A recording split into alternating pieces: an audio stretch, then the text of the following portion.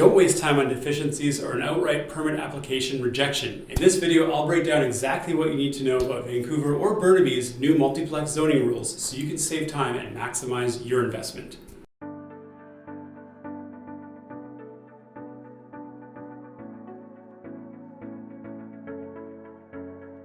So both Vancouver and Burnaby have now updated their zoning laws to allow multiplex and to align with Bill 44, but they differ slightly in their implementation. Vancouver's recently updated the zones that you're allowed to build multiplex in. These include R11, the original zone, plus RT7, RT9, and FSD zones. Burnaby's new R1 zone encompasses all the former R zones.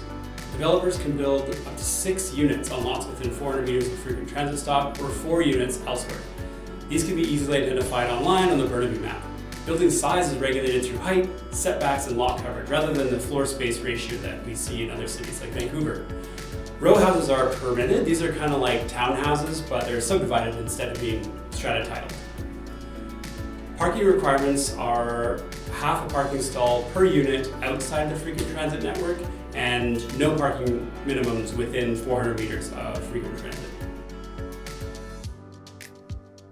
Here are some challenges and considerations with multiplex. Stormwater management. In Vancouver, a detention tank is required to prevent overloading of the city's stormwater system. There's also tree retention rules in Vancouver.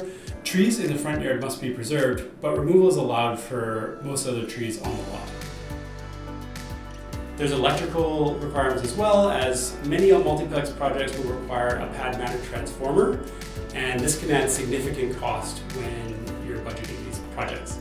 I hope you found that information useful. Please let me know if you have any questions or comments. We'll address that in future videos, and make sure to like and subscribe to VictorEric Design+Build. We are VictorEric. We create amazing spaces.